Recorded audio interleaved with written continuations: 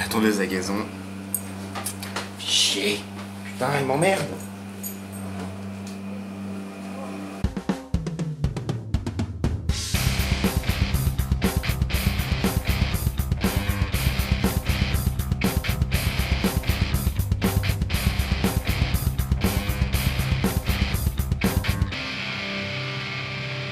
Salut tout le monde et bienvenue aujourd'hui dans cette nouvelle vidéo. Aujourd'hui on va s'attaquer au démontage d'un type AK. Ici on a donc une AK-74, AK Beta, je sais plus exactement laquelle, de chez Syma. Vous la reconnaissez, c'est celle que dont j'avais fait le pen job il y a déjà un bon moment. Et via échange avec l'ancien propriétaire, je l'ai récupérée. Et il s'avère qu'elle déconne totalement, donc il faut que je la démonte pour changer des pièces, pour la réparer. Donc on va profiter de ça pour voir un petit peu le démontage, et on va faire aussi le démontage de la gearbox, qui ne va pas être une masse à faire parce que je n'ai jamais ouvert une V3.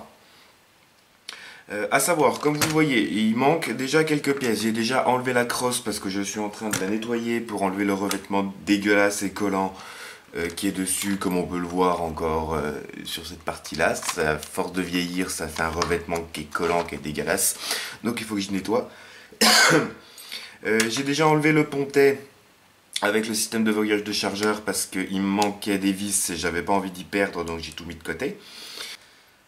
Pour commencer, on va donc retirer le top cover, hop, tout simplement. On va virer toute la partie ici qui protège, qui sépare la gearbox de la batterie ainsi que le levier d'armement. Pour ça, il faut faire attention parce que beaucoup de pièces sont montées sur ressort. On a cette petite vis ici qu'il va falloir retirer. Si mon tournevis est de la bonne taille. Voilà, toujours retirer cette partie-là en essayant d'y maintenir le plus possible. Donc là, on devrait pouvoir reculer toute cette partie-là et venir l'enlever. Il va falloir désengager le levier d'armement. Donc pour ça, on pousse la tige à fond, on la soulève et voilà. On désengage le levier d'armement. Et là, on devrait pouvoir, en maintenant tout, voilà, tout retirer simplement. Voilà, donc là j'ai toute la partie qui vient dans la main. J'essaie d'y laisser comme ça pour pas perdre un morceau. Donc là on va retirer les vis qui sont là. Une fois les 4 vis ici retirées, on va pouvoir faire glisser tout l'avant en le levant un petit peu, en l'inclinant pour qu'en fait le puits du hop-up sorte du logement. Et on va pouvoir tout faire glisser, hop, comme ça, et tout séparer. Donc là, toute cette partie-là, à moins que vous ayez besoin de toucher au hop-up. Le hop-up, pour le sortir, c'est tout simple. Vous avez les deux vis qui sont là, vous les dévissez, vous sortez le hop-up. Après, c'est le démontage d'un bloc hop-up tout à fait classique, comme j'avais fait pour la RK47 GG. Attention toutefois aux petits écrous qui sont là, qui permettent de verrouiller le tout. Vous voyez qu'il en manque déjà deux d'un précédent démontage. Essayez de tout mettre à part pour ne point les perdre. Donc toute cette partie là on peut mettre de côté. Ok, maintenant qu'on est là, on va retirer la poignée. Donc pour ça pareil, toujours une vis, hop, tac, une grosse vis, ça y a pas moyen de se tromper. Hop, on enlève la poignée. Ce qui nous donne accès éventuellement, si ça vous intéresse pour votre modèle, au réglage pour le calage moteur qui se fait ici, avec une petite clé Allen. Ensuite, il nous faut retirer le sélecteur de tir. Donc là, pareil, une grosse vis. Tac. Hop. Une fois la vis retirée, attention parce qu'il n'y a pas que ça qui vient. Hop, là c'est bon. Vous voyez qu'il y a une petite rondelle dentée, un petit tube en laiton et une pièce derrière qui permet avec l'écran qu'elle a justement de faire marcher le sélecteur de tir. Donc attention à ces trois pièces, essayez de ne pas les séparer comme toujours pour ne pas en perdre un morceau. Et donc là logiquement, on est bon. Il n'y a plus qu'à pousser vers le haut et sortir la gearbox. Attention au câble qui est à l'arrière. Donc le câble, on y va tout doucement. Fais attention à la détente. Voilà. Tac. Attention au câble de ne pas le plier. Et on a sorti la gearbox. Voilà. Donc ça, pareil. Normalement, il n'y a rien d'autre qui peut tomber. Donc on peut mettre de côté. Une fois qu'on est là, donc on peut voir ici CM02B, ce qui vous donne le modèle exact de la réplique. Attention aux pièces qui sont liées normalement au sélecteur de tir, elles ne sont pas tenues sur la gearbox. Donc c'est bien à ce moment-là de commencer à faire quelques photos pour voir dans quel sens ça va. On peut retirer, hop, cette pièce-là, ainsi que cette pièce-là. Voilà. De toute façon, vous voyez assez facilement dans quel sens c'est mis, il n'y a pas tellement moyen après de vous gourer. Si ça rentre pas, c'est que c'est pas mis dans le bon sens. Voilà, donc ça pareil, on peut mettre de côté. Ensuite, l'étape maintenant, ça va être retirer la cage moteur. Donc première étape, on va débrancher. Débrancher, vous avez le fil rouge sur le bouton rouge, il y a une petite marque ici en rouge, le fil rouge sur le bouton rouge, le fil noir sur le bouton noir. Enfin, le bouton qui n'est pas marqué. Donc on va déjà débrancher.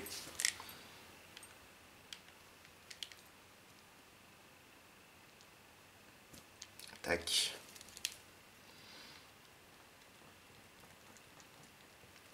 Allez. Tac. Voilà. Donc là, j'ai débranché. Je vais décaler un petit peu le câblage pour pas qu'il m'embête. Et je vais pouvoir dévisser les deux vis qui tiennent la cage moteur. Toujours là, bon de éventuellement filmer, prendre des photos pour être sûr par la suite de ne rien oublier, de tout remettre dans le bon sens. Et de savoir quelle vis va à quel endroit. Logiquement, ça ne devrait pas par la suite poser de problème. Hop, voilà. Donc on peut maintenant retirer la cage moteur sans aucun souci. Et on voit qu'on a donc un moteur axe court. Ici, donc ça, je vais juste remettre les deux vis à ce niveau-là. Que ça, je suis sûr, en les remettant dans la cage moteur, de ne pas les mélanger avec les autres, pour être sûr de quand même remettre les bonnes vis au même endroit. C'est un petit peu plus pratique. Ensuite, c'est donc là qu'on va commencer à rentrer dans le vif du sujet. Première étape, on va décaler, essayer tranquillement cette pièce qui maintient le tout. Elle peut être un peu mise en force. J'essaie de ne pas y aller comme un bourrin pour pas m'arracher un doigt. Voilà, elle est à peine sortie. Je vais la choper là avec une pince. Wow. Non, elle est... Voilà. Pour la sortir et la virer. Ok. Maintenant, c'est là qu'on commence à rigoler. On va retirer la vis qui tient cette pièce-là. Parce que vu qu'elle traverse toute la gearbox, elle va nous emmerder afin de tout ouvrir. Je vais bien me centrer. Hop. Tac. Voilà. Donc je mets la vis de côté.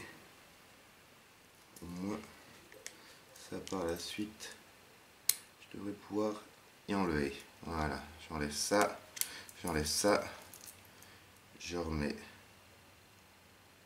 Non, je devrais pouvoir remettre ça. Allez, là-dedans, tac, et je remets la vis. Ça pareil, 2 tours à la vis, ça m'évite d'en perdre des morceaux.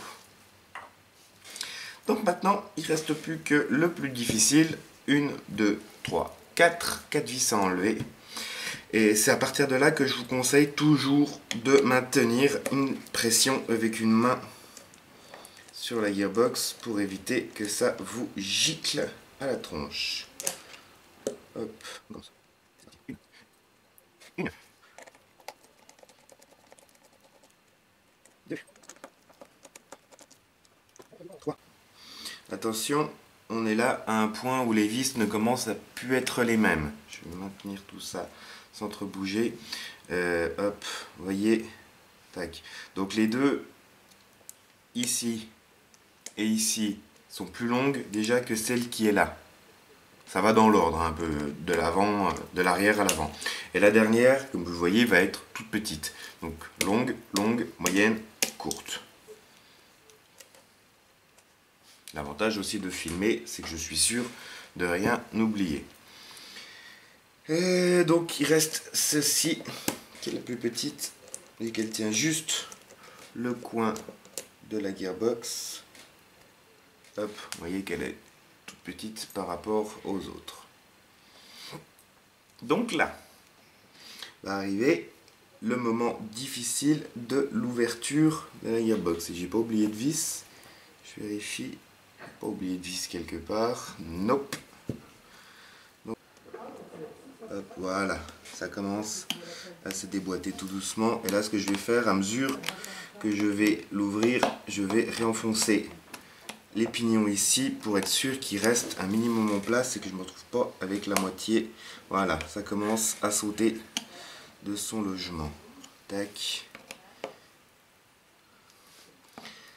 Là, je vais pareil appuyer sur le guide ressort pour pas qu'il sorte trop de son logement et que ça me saute pas tout à la gueule. Voilà, déjà ça, c'est le piston qui s'est désenclenché, c'est normal.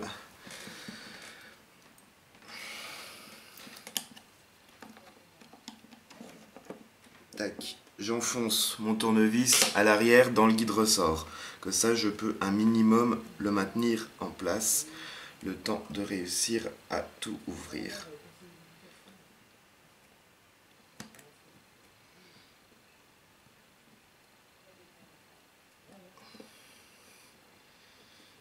Et là, ce que je vais faire, c'est que je vais l'attraper, je vais le tourner et je vais le laisser tranquillement, voilà, sortir. Comme ça, déjà, hop, il est sorti, j'ai plus de tension, j'ai plus de grosse tension sur la gearbox.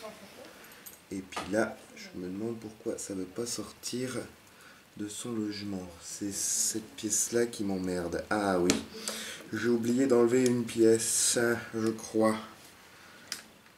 Ouais, c'est celle-là qui m'emmerde. Donc si je pouvais réussir à la faire sauter. Tac, maintenant j'ai oublié d'enlever ça. Voilà, donc là, logiquement, tout devrait sortir. Récupère le petit truc. Oh, c'est sale. Oh, c'est sale. Oh, c'est sale, c'est plein de crasses dégueulasses. Oh, c'est sale, c'est plein de crasses dégueulasses. Berk, berk, berk, berk, berk. Berk, berk, berk. Et là, hein, les Chinois. Voilà. Donc on a les engrenages, on a toutes les pièces de la détente qui sont là. Ce que je vais faire, je vais pas vous mettre en tout le souci que j'ai avec et toutes les pièces que j'ai à changer parce que je vais très certainement pas y arriver du premier coup. Juste pas oublier d'enlever cette pièce à la con avant de démonter, c'est ça qui m'emmerdait. Elle n'a pas souffert, elle n'est pas abîmée, donc nickel, j'ai eu du bol, mais faire attention.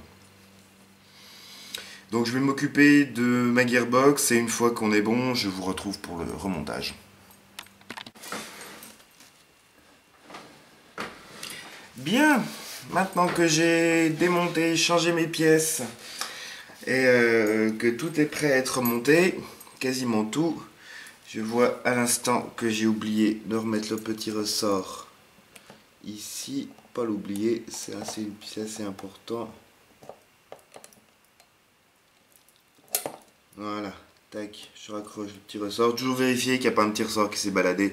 Là, j'ai changé une moitié du... j'ai changé une pièce du chariot, faut faire gaffe parce que...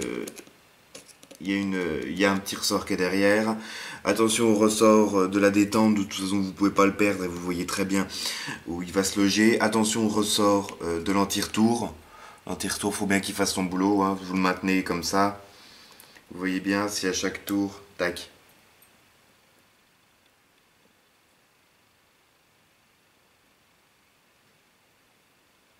Voilà, vous voyez bien qu'il fait son boulot. Tac, il fait un petit clic. Voilà. Donc là, on est bon. Oh merde, la détente, une pièce de la détente qui est sortie de son logement et merde. Voilà, bon voilà, ça va commencer à être un petit peu casse-couille et à m'emmerder. Si toutes les pièces à mesure que je les remets commencent à se faire la malle, c'est la partie où ça va me gonfler.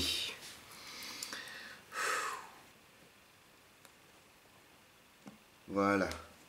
Là j'ai les deux pièces de la détente qui sont bien mises, que je vais essayer de maintenir un minimum. Donc là, merde, à une main, je vous jure que c'est loin d'être facile. Tac, l'anti-retour ici. De toute façon, vous voyez bien, l'anti-retour doit pousser son petit cran vers le haut. Donc si ça ne fait pas ça, si ça veut pas, si vous n'avez pas de résistance, là en appuyant, tac, tac, comme ça, c'est que le ressort est mal mis. On va lui mettre son engrenage. À une main, je vous jure que c'est loin d'être le truc le plus facile au monde. Pousser l'anti-retour, hop, jusqu'à ce que tout soit dans son logement bien correctement. Voilà, sauf l'anti-retour qui est toujours la cause de soucis principal pour moi lors du démontage d'une gearbox. On va venir, j'ai changé, profiter pour changer aussi le ressort qu'on va commencer très légèrement à comprimer. Voilà. Voilà, il est dans son logement, il devrait pas bouger. Et donc là va être la partie un petit peu tricky. Toutes les pièces là sont dans leur logement. C'est la partie un peu tricky de remettre tout en place. Il n'y a pas vraiment de... Enfin, certains vous diront qu'il y a une méthode. Moi, il n'y a pas vraiment de méthode. Il faut y aller un petit peu au feeling et puis jouer un petit peu avec toutes les pièces. Donc là, je vois déjà qu'à peu près tout est bien aligné. Tac, on va jouer un petit peu avec les pièces là. Tac. Oh, vous imaginez même pas à quel point c'est le premier essai. Hein. Vous le voyez pas parce que c'est en vidéo. Je vous certifie que c'est le premier essai que je fais. Et en fait, il faut jouer.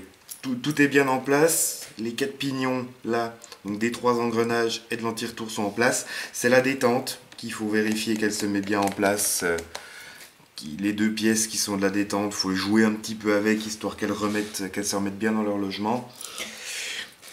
Je vais m'éponger un peu le front parce que je transpire comme une vache et je vais au moins remettre 2 vis histoire que je puisse y lâcher sans crainte que tout me saute à la tronche. Donc les deux plus longues, lesquelles sont-elles? C'est celle-là. Donc là je peux en mettre une. Voilà. Donc ça peut être un petit peu tricky des fois de remonter la gearbox. Là je suis très content d'avoir pu le faire rapidement. Du coup j'ai pas de souci à vous montrer en vidéo, c'est un peu con. Mais moi ça m'arrange, vous n'imaginez même pas. Voilà. Donc là je vais remettre cette pièce là. Merde. Hop. Et on va vérifier cette pièce. Je vous conseille aussi, si vous avez moyen de le faire, de vraiment nettoyer en fait, une fois que vous avez démonté votre gearbox, vraiment, pardon, nettoyer toutes les pièces et tout regresser, dégraisser, regresser correctement. Moi je ne l'ai pas fait parce que là c'est une AEG de secours on va dire, donc on fout un peu du moment qu'elle fonctionne, ça me va très bien. Mais vraiment essayer de nettoyer, démonter, nettoyer correctement toutes les pièces. Ce serait pas plus mal. Donc là, celle-ci dans ce sens-là. Et celle-ci dans ce sens-là. Tac. Donc là, tout ça, voilà. Alors, verdict. Après divers remontages et démontages, surtout sortir et rentrer la gearbox de la carcasse, j'ai subi quelques petits soucis. J'ai déjà cette pièce-là qui permet de faire la transition entre le levier de sélecteur de tir et le secteur de tir à l'intérieur qui est usé. Donc elle a du mal à faire son boulot. Et j'ai aussi subi grâce à cette merveille de Zamac, plus communément appelée merdonium appauvri, une usure du pas de vis, dans lequel justement la vis qui est ici, qui traverse le sélecteur de tir, le levier du sélecteur de tir, le sélecteur de tir et qui vient se visser dans la gearbox, le pas de vis est quasiment foutu. Donc j'ai du mal à faire les transitions entre le semi, le full et la sécurité, le semi et le full. J'ai du mal à faire les transitions entre. Pour le moment, ça marche. Donc là, je suis en semi. Tac. Voilà, ça marche. Ça fonctionne, seulement va falloir... Voilà, ça tient quasiment plus là. Va falloir que je change carrément en fait la coque de la gearbox, ce qui m'emmerde au plus haut point. Donc, mais ça marche. Mes réparations ont fonctionné. La réplique est de nouveau quasiment fonctionnelle, mis à part donc ce petit souci qui m'est arrivé sur le coin de la tronche. Et voilà. Au final, la V3, on m'avait dit plus compliqué que la V2 à démonter. J'ai pas eu plus de soucis que ça à la démonter, à la remonter, à changer mes pièces. C'est un petit peu plus le foutoir parce qu'il y a 2-3 petits ressorts en plus qu'il faut pas oublier de remettre. Parce que sinon bah, ça gouaque, quoi. Il y a gouaquage total. Mais verdict, là je suis assez content, j'ai réussi à le faire. Donc voilà. N'hésitez pas.